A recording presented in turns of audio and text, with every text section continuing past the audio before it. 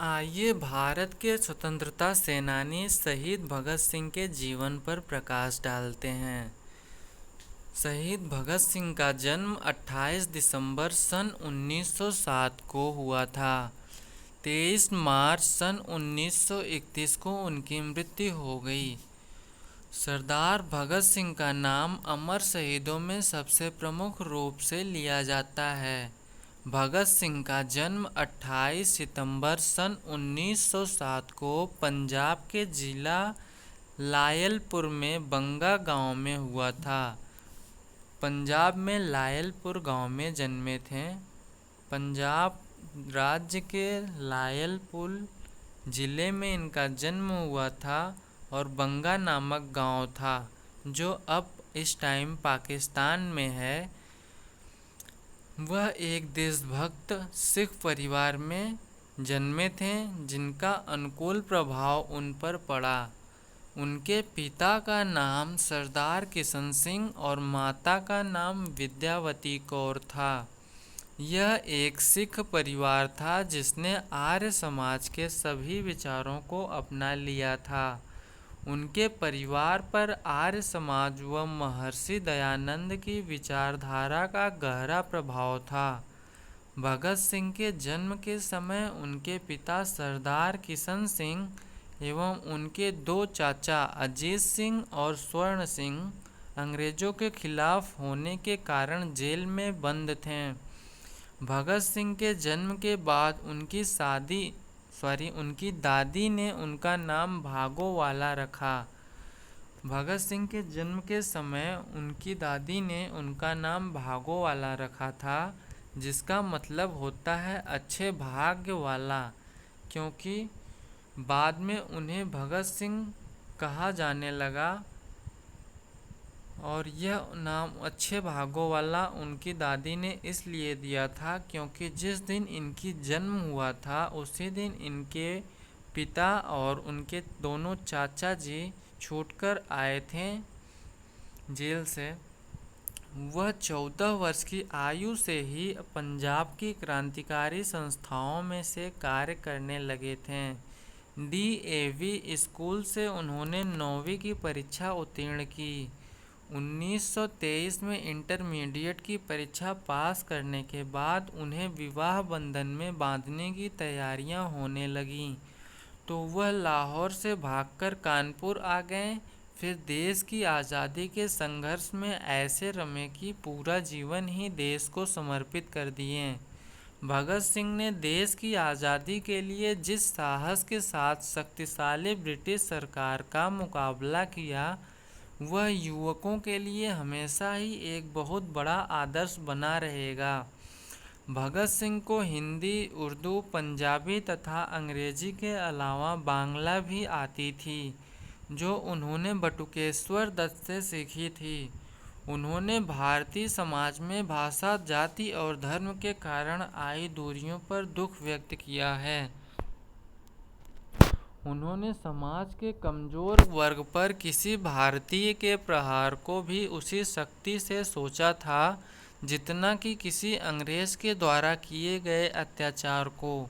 उनका विश्वास था कि उनकी शहादत से भारतीय जनता और उग्र हो जाएगी, लेकिन जब तक वह जिंदा रहेंगे ऐसा नहीं हो पाएगा। इसी कारण उन्होंने मौत की सज़ा सुनाने के बाद भी माफ़ीनामा लिखने से साफ मना कर दिया था।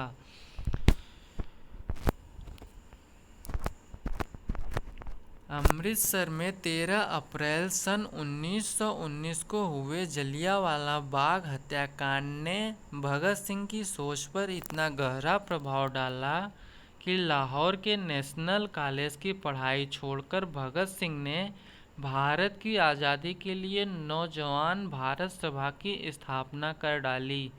1920 के महात्मा गांधी के असहयोग आंदोलन से प्रभावित होकर 1921 में भगत सिंह ने स्कूल को छोड़ दिया। असहयोग आंदोलन से प्रभावित छात्रों के लिए लाला लाजपत राय ने लाहौर में नेशनल कॉलेज की स्थापना की थी। इसी कॉलेज में भगत सिंह ने भी प्रवेश लिया। पंजाब नेशनल कॉलेज में उनकी देशभक्ति की भावना फलने फूलने लगी। इसी कॉलेज में ही यशपाल, भगवती चरण, सुखदेव, तीर्थराम झंडा सिंह आदि क्रांतिकारियों से उनका संपर्क हुआ। कॉलेज में एक नेशनल नाटक क्लब भी था। इसी क्लब के माध्यम से भगत सिंह ने देशभक्तिपूर्ण नाटकों में अभिनय भी किया।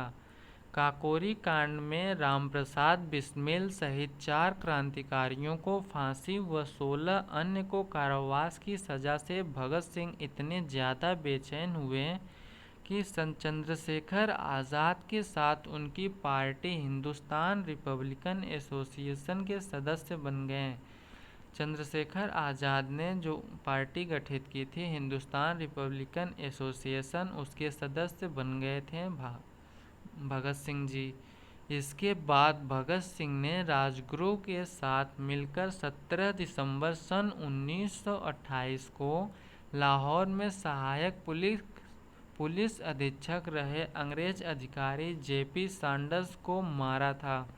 इसी कार्रवाई में क्रांतिकारी चंद्रशेखर आज़ाद ने भी उनकी पूरी सहायता की।